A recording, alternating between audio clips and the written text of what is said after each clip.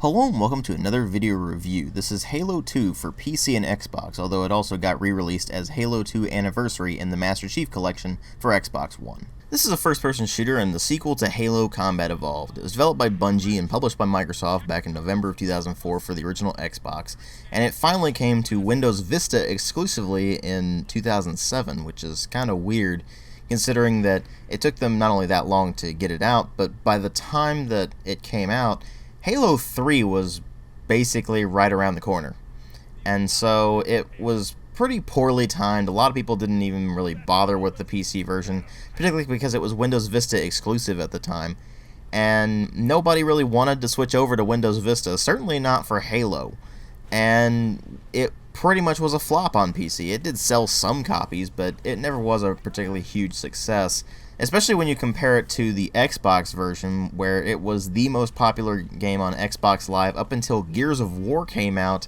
on 360, and it was the best-selling Xbox game, period. So it had massive success on console, and the PC version had only middling sales. And since then we haven't had another Halo game on PC. I wonder why. It's probably because it didn't sell all that well. But then again, they didn't really put a whole lot of effort into the PC version, so that probably didn't help either. At any rate, the question with this particular game really does become, is it just looked at with a lot of nostalgia for what ultimately isn't a particularly amazing game, or does it really deserve as much wild praise as it gets? Because there are very few games you will encounter that get as much hype as Halo 2. Well, as far as the presentation goes, it has aged considerably, and even though it does look a lot better than the original Halo, you also have to keep in mind what else came out that year, and actually came out before Halo 2 did. For example, Half-Life 2, Doom 3, Far Cry. All of these games, with the exception of Half-Life 2, came out before Halo 2 did, and Half-Life 2 only came out about 7 days afterwards. So while it does look fairly good for an original Xbox game compared to even the games of its time, it just doesn't even hold up even remotely. And it certainly hasn't aged all that well. There's a lot of pixelation. There is actually quite a few frame rate problems. Now, this may just be because I'm playing it on an Xbox 360 using the backwards compatibility mode. But I did actually play the original Xbox version back in the day, and I don't remember it running any better than this. So it's basically straining the hardware to its absolute limits, and that is to be applauded, but again, it just doesn't hold a candle to what else came out at the time. In light of all that, it's a good thing that it has some pretty wide open environments and a pretty solid art style going for it, because let's face it, as far as the graphics themselves go, they certainly didn't look all that amazing at the time, and it definitely doesn't look good anymore. But even then, it doesn't overcome the same problem that the original game did, in that the environments are insanely samey. You're going to just go through all of these corridors that feel exactly the same no matter what the environment is. And a lot of the environments, you can't even tell where you're going because they look exactly the same. And even worse is that the FOV in the game, the field of view, is at 65 degrees on console. Now on PC, you can change that if you mess around with the files. But on console, you're stuck with the 65 FOV, and that does prove problematic when I get to the gameplay. But I will get to that in a moment. Suffice to say, it does give me some issues just by nature of it being a low FOV anyway. If an FOV in any game is lower than about 85, I start getting headaches, and the lower it gets, the worse it gets. And when you start to get into the 65 and lower range, it actually gives me nausea. So I do have that problem with this game. I cannot play it for very long periods of time because it will make me nauseous. And I'm certainly not alone in that. So that's something you had to keep in mind if you're looking at picking this thing up. You might want to opt for the PC version just because you can edit the FOV. Now, with all the graphics stuff out of the way, let's talk about the sound design, which for the most part is pretty solid. The music is once again by Martin O'Donnell and Michael Salvatore, so it's still very much like the original game in that the music is mostly very solid. You've got pretty much the same kind of stuff that you saw in Halo, actually, and that's both a good thing and a bad thing. Good in that the music is pretty high quality, bad in that it gets old fairly quickly. But unfortunately, they did taint the soundtrack to some degree by not sticking with the O'Donnell and Salvatore tracks, but also including some tracks from various bands, including Breaking Benjamin. And when those tracks pop in, it is incredibly jarring, and it does not fit very well at all. It feels like just a bizarre attempt at including these popular bands just for the hell of it. But at least those moments are pretty few and far between, and they mostly stick to what they actually know works. And then there's the voice acting, which, once again, is very high quality. It's not amazing. You don't really have a lot of particularly strong characters here, and particularly strong voice acting for those characters. But what do you expect? It's Halo.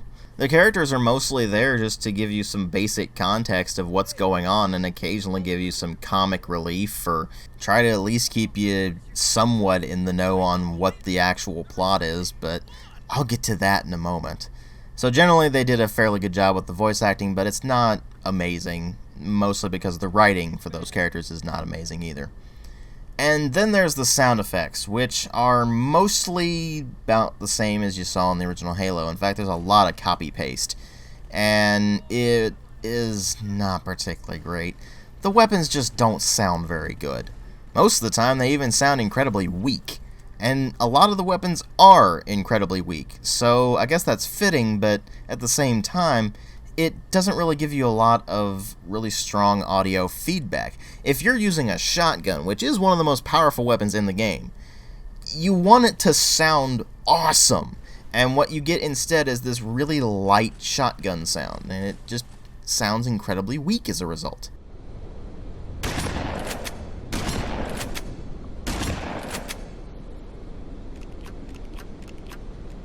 So that makes him batting only 2 for 3 in the sound department, and it's a really big letdown when your sound effects are as weak as the sound effects in Halo 2 are. But ultimately what really matter here are the story and the gameplay, and the story in this is that once again you are playing as Spartan 117, also known as the Master Chief, who is fighting the Covenant again. Only this time the Covenant has found Earth, and what ends up happening is that the Chief has to assist in kicking out the Covenant. And in the process of doing so, he's trying to take down the High Prophet of Regret.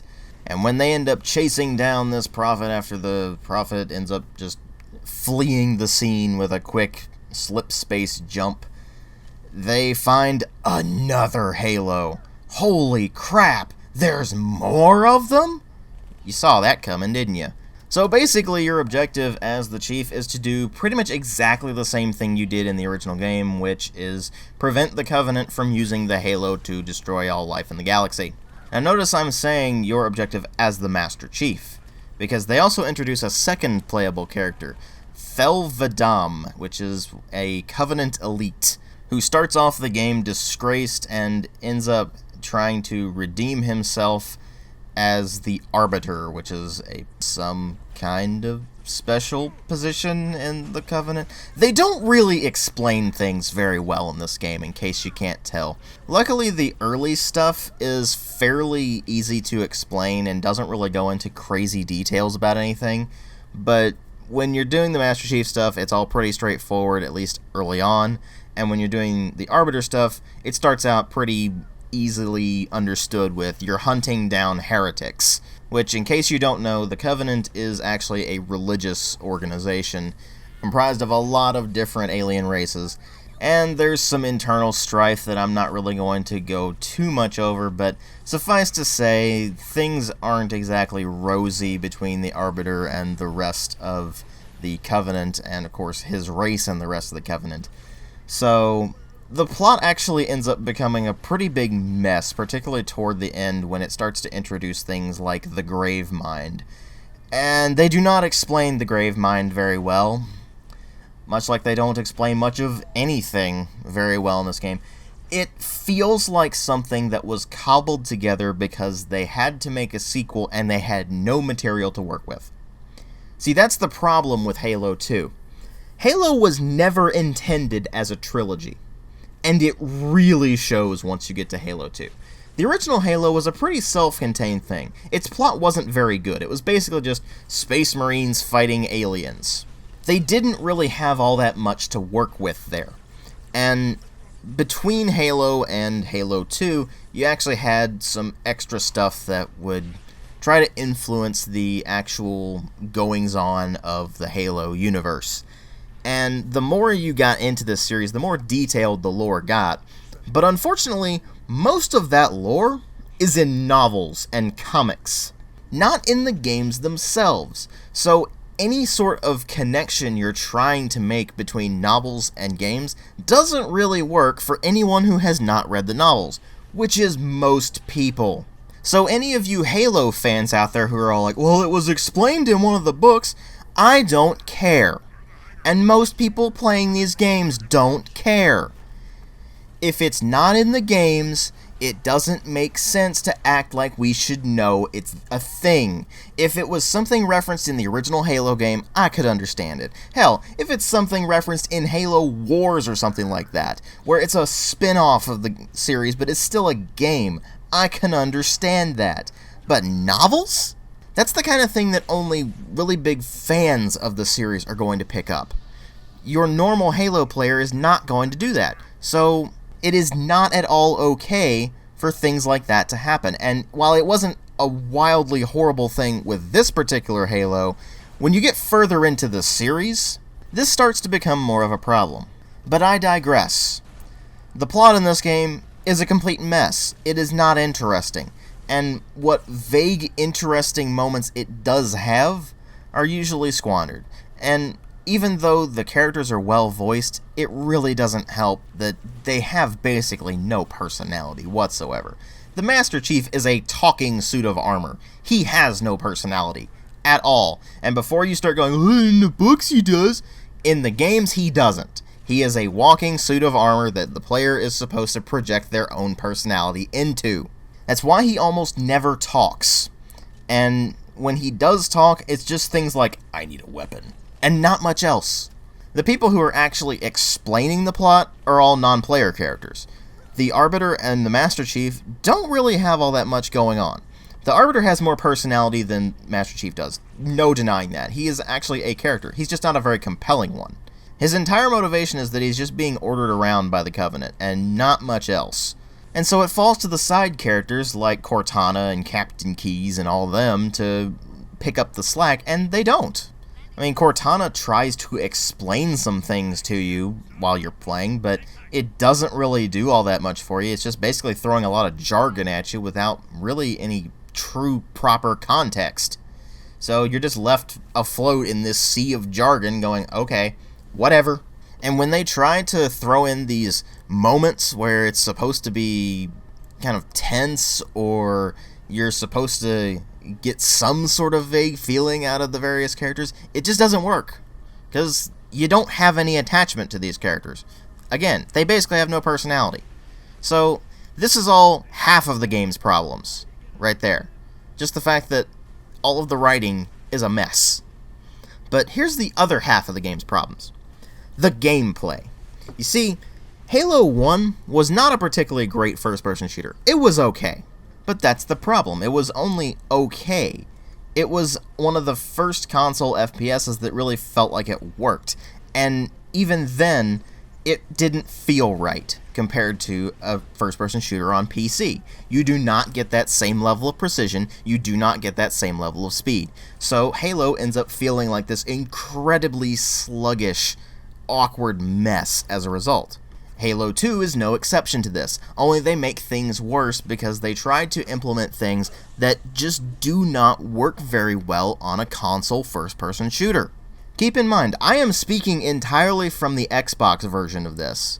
I have not played the PC version, and frankly, if I had played the PC version, a lot of this wouldn't be all that big of a problem for me. Issue number 1. Movement feels incredibly sluggish and clumsy. You don't feel like you have any great deal of control over your movement. You can't move quickly at all. It's this just slow, lumbering pace, no matter which character you're playing as, no matter where you are. And obviously, on the analog stick of the Xbox controller, you don't get a lot of precision or speed when you're looking around and aiming.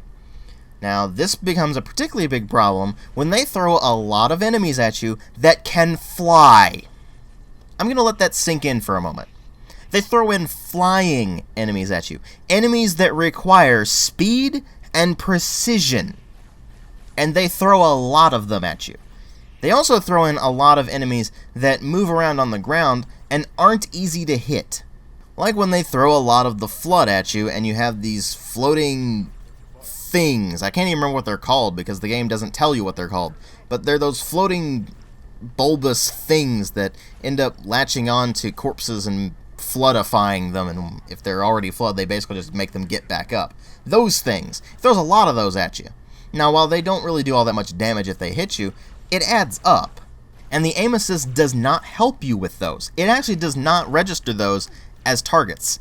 It will register the flying enemies as targets and actually help you out a bit with those. But you still have to follow them and track them. And that's really hard to do with analog sticks, and particularly with the next issue, the 65-degree FOV. See, there's a reason why in a modern military FPS, it isn't quite as big of a problem as it is in something like this. In a modern military FPS, there aren't a lot of platforms that you can fall off of to your doom. There aren't a lot of enemies that charge you with melee. You need situational awareness in this game, and with a 65-degree FOV, you barely have any at all. It's like you're zoomed in at all times, and you actually can't see things that are directly next to you. So if you're actually on the edge of a platform, you can't necessarily tell. And I have died so many times in this game just from falling off ledges to my doom because I couldn't see where I was going. It really didn't help that in a lot of spots the game is also very dark, and you only get a flashlight for things that are directly in front of you as the Master Chief. If you're the Arbiter in those particular segments, well, you're just screwed. You can't really do anything about it. But as far as the Master Chief segments go, you do get a flashlight, but it's only for things in very narrow area in front of you. And so if you're trying to move along platforms, doesn't really help you out all that much. And once again, this is a problem for situational awareness when there's a lot of enemies that are melee, particularly enemies that can one-shot you with a melee attack. I couldn't tell you how many times I have actually died from that in this game either. Yes, I will readily admit, I died a lot in Halo 2, but most of it was not because of me just failing at the game as an FPS. No, it was because I couldn't tell what was going on in any given location. I would fall off platforms. I would get smacked by a melee guy from the side that I couldn't see, and either knocked me off of a platform or just insta-gibbed me with one of those insta-kill melee attacks. And it's not even like I was playing on Legendary or anything. I was playing on Normal, which will probably lead a lot of you Halo fans out there to go, "Oh, DW, you just suck at the game, therefore you don't like it." No, I'm doing exactly what the game requires, which is that you stick to a handful of weapons and aim for the head a lot. Which leads me into my next major problem with Halo 2, which is the weapons themselves. You see, in the original Halo, there were only a handful of weapons that were actually worth using. This is the case in Halo 2 as well, only they rebalanced a few things here and there. For example, you no longer have the assault rifle from the original Halo, you now have a battle rifle, which is a 3-round burst weapon, and it's definitely a lot more useful than the assault rifle, although that's really not saying much because the assault rifle was practically useless. And even then, the battle rifle's only really useful if you get headshots with it, which is something that plagues a lot of the weapons in this game, actually. Unless you're using explosive weapons like the rocket launcher or fuel rod gun or the brute shot, or happen to have a shotgun, you're gonna find that the weapons really only respond well to getting headshots. Otherwise, the enemies tend to be bullet sponges. So you better really get good at aiming for the head, only it's actually pretty hard to do that because the enemies in this game move around a lot and they move fairly quickly, and you can't react to them at that speed unless you're on a PC. See, on console, you just kind of have to rely on the aim assist to really help you out in tracking the enemy, which is easier said than done because, like I said, they duck around a lot. Sometimes the hits don't even register properly, and when you're clearly aiming at their head, it won't actually count as a headshot. But that's not all that common, luckily. It's more of a glitch than anything else. And even worse, these weapons that are really only good with headshots and are actually capable of dishing out enough damage to bring down enemies at a decent pace, don't really have all that much ammo for them. I mean, you get energy swords on occasion, but you have to pick up a new one in order to get the replenished ammo for it, so to speak. And even then, it's not a guaranteed instant kill unless you do the charge move, which I'm not entirely sure how that triggers, actually, so I can't really get reliable results with that one either. And then there's weapons like the beam rifle and the sniper rifle, which only take out enemies in one shot if you hit them in the head. And even then, the beam rifle, you're lucky if it takes one shot, because certain enemies it'll take multiple, like brutes. Brutes are just there to be bullet sponges, really. They just drive me crazy, and they throw a lot of them at you toward the end of the game. And then there's all those other enemies that require more precision, like the flying enemies or the Flood. You see, the Flood are the epitome of bullet sponges in this game, and even worse, they love throwing them at you. A lot. In fact, I would estimate roughly 40% of the game, at least, you are fighting the Flood. Or at least it feels like that much. There's certainly a lot of spots where you're fighting the Flood, and it's for a really long period of time. Now, it should be noted that the Flood was the absolute worst part of the original Halo. The worst part of it. And yet they throw a lot of it at you in Halo 2. As if they're convinced it's wonderful. And it's frankly infuriating to deal with these things, because it takes forever to bring them down, because most of the time, if you're fighting them, you're stuck with the Covenant weapons, and good luck with those. Unless you've got the beam rifle, the Covenant carbine, or the brute shot, you're basically worthless in a fight. And the beam rifle is only good for headshots, the Covenant carbine is only good for spamming and getting headshots, and the brute shot has an extremely limited ammo supply, where a full magazine is only 4 rounds, and there are actually small grenades that don't do as much damage as normal grenades. And you don't even really get access to that until pretty much the end game, so that really doesn't help. And going in melee with the Flood, good luck with that. They hit insanely hard. In fact, they're one of the things that can one-shot you. It's pretty ridiculous. So thus far, you have heard me basically ranting about how this game just fails utterly on a lot of major aspects of its design. What does it actually do that's interesting or well done? Well, the vehicle segments are still pretty solid for the most part, although it can get kind of annoying when it starts to spam enemies that can really just wipe you out in those vehicles really quickly. But that's more of just a level design problem that isn't horrible, it's just more of an annoyance than anything else. So at least it has that going for it. They introduced the ability to dual wield some of the weapons, so that's kinda cool. But some of them are dual wielded better than others, and ultimately the weapons that you can dual wield in this game really aren't that good. And it stands to reason why they would make you able to dual wield them, because they're barely useful unless you dual wield them. So it's really more optimal to just switch over to a different weapon anyway. It feels more like it's just a gimmick than anything else. Bit of a shame, really. And then there's the one thing that the game actually does pretty well, which is the multiplayer. Only one problem with that. It requires Xbox Live Gold subscriptions, which I don't have. And for very good reason, of course. It's because I don't play my Xbox all that much. Most of my games are on PC. I don't really see all that much reason to have and maintain an Xbox Live Gold account. It just doesn't make a whole lot of sense to me. So most of my experience with Halo 2's multiplayer is split screen, which is something that I really liked about the original Halo as well. It just has really fun split screen multiplayer. But I couldn't tell you how the online experience was. A lot of people swear by it, but I couldn't tell you much about it, other than if it's anything like the split screen, then it's a reasonably fun experience, but it's not particularly amazing. I mean, it's just pretty standard console multiplayer that's just done fairly well.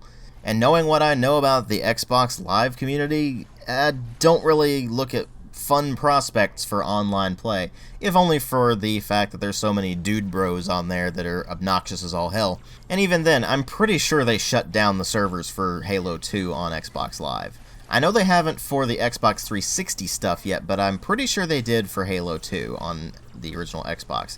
Now, if you want to play the multiplayer, you can either play it on PC, or you can play it in the Master Chief Collection, which is Halo 2 Anniversary, which is just this game with improved visuals and not really much else. But Master Chief Collection, last I checked, was pretty spotty on being able to actually play anything online with it. So you got a bit of a mixed bag there, and that also requires you to have an Xbox One in the first place. I don't know anybody who has one, so I can't really tell you much about that either. So, what is left with Halo 2? Well, depends on which version you're playing and what capacity you're playing it in. I could see where you could actually mitigate some of the issues that I have with it on PC, where you can adjust the FOV and thus eliminate the problem of situational awareness issues, and of course the controls being more suited to precision and fast aiming makes it a lot easier to take down enemies and pretty much eliminates the whole problem with the game throwing a lot of accuracy-based enemies at you or just speed-based enemies at you. But that's not what I'm reviewing here, unfortunately. What I'm reviewing is the Xbox version. Going entirely off of my own experiences, this thing is a piece of crap. Its only standout feature being that it has some fairly fun multiplayer. If you mitigate those FOV and precision problems, then it's just a really mediocre FPS. And it really doesn't help that the game ends on an obvious cliffhanger ending that even the Halo fans didn't like, let alone people who aren't Halo fans to begin with. So, it's just a mess of a game, and frankly how it gets so much praise is completely beyond me. At best, it's just a fairly mediocre FPS, and that's if you're playing the PC version, where the problems of precision and FOV can be eliminated. If you're playing it on Xbox, it's crap. So really what ends up happening with this thing as far as its score goes is that it hovers somewhere between a 1.5 and a 2, but it does lean closer to the 2 side of things. So I'm going to ultimately give it a 2 out of 5. Thanks for watching.